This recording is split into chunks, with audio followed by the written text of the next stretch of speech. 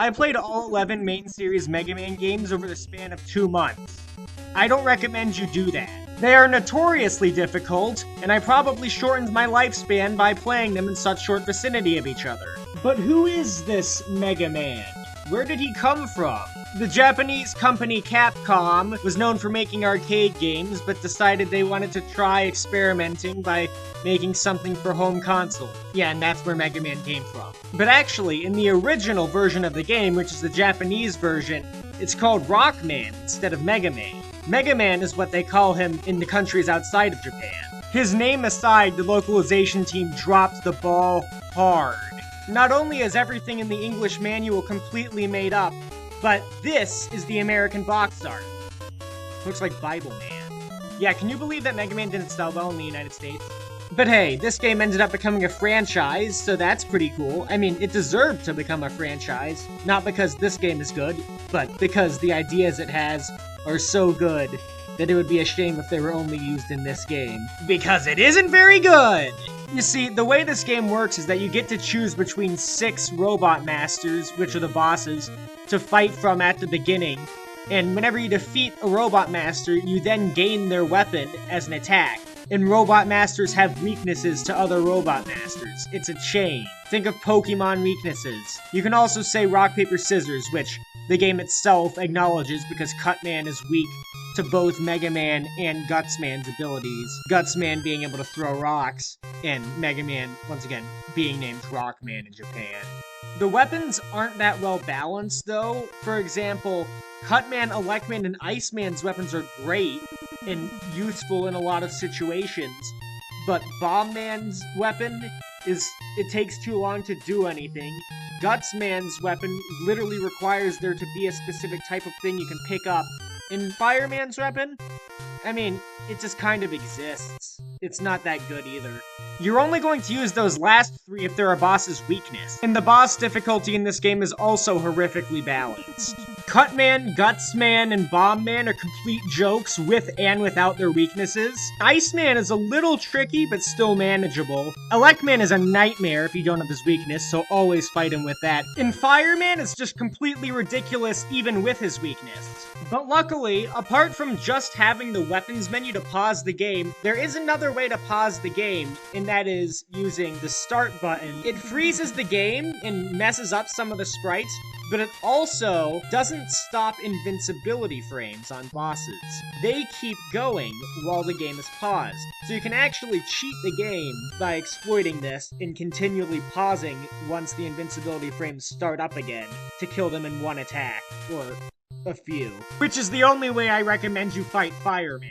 Although the Legacy Collection also lets you rewind the games, so you can do that if you want to as well.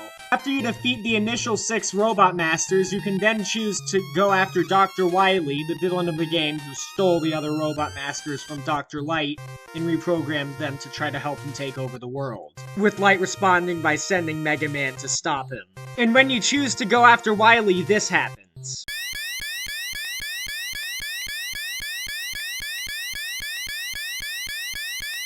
Stop it, please, I beg you! But the bosses in Wily's fortress are a mess. The first one, the Yellow Devil, is ludicrously difficult, shifting from side to side in the screen like this, and not even having a warning at the beginning to tell you that he's going to come in from the left side that way. He takes up 60% of the room and gives you a very small space to dodge his attacks. Yeah, I cheated as well. And by the way, what is cool is that even the bosses that aren't the Robot Masters in this game have weaknesses. The Yellow Devil is weak to Electman's weapon, for example.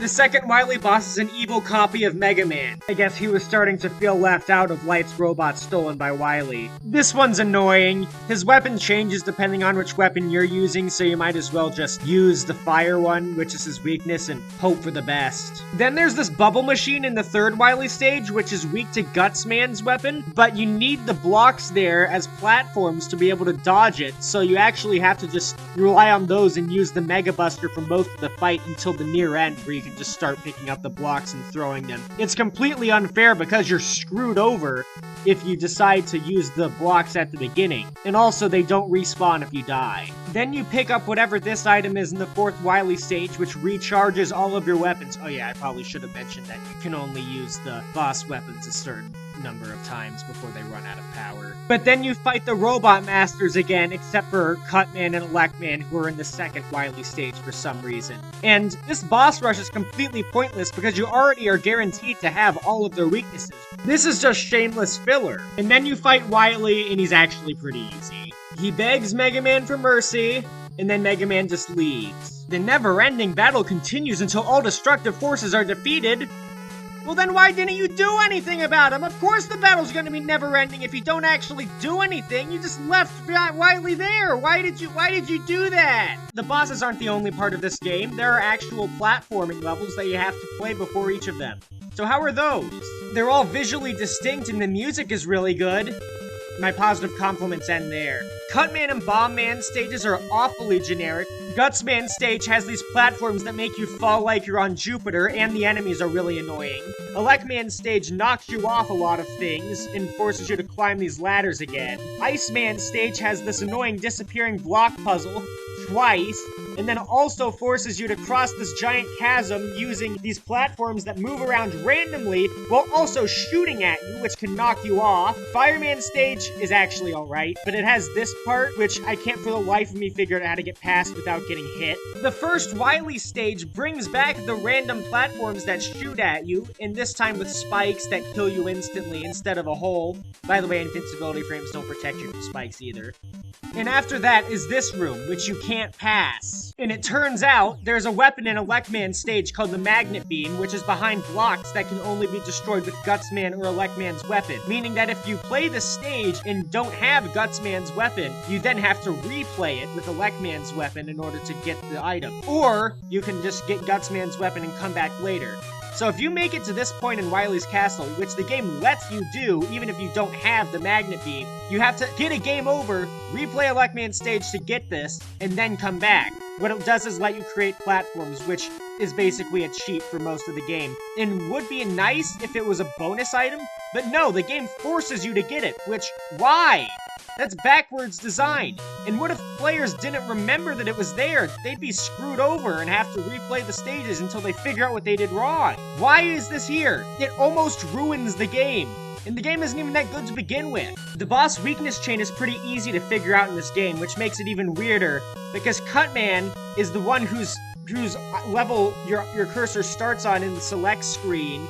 He has the easiest level, he's weak to the Mega Buster, and he looks ridiculous. He's very clearly supposed to be the joke boss. So obviously most players are going to start with him, and then go to Electman, assuming that Electman is weak to Cutman, which he is, because the boss weaknesses in this game are so easy to guess. You're just sending players to make it so that they have to play Electman's stage twice, if they actually play the game the way you want it to. The best boss to actually start on is Bombman, because Gutsman is weak to him. Then you go Gutsman, and then you go to Cutman, Electman, Iceman, and Fireman. It's so backwards. Even if the level design was good, it wouldn't save the game from the fact that Mega Man feels bad to control in the first place. He takes too long to start, he takes too long to stop.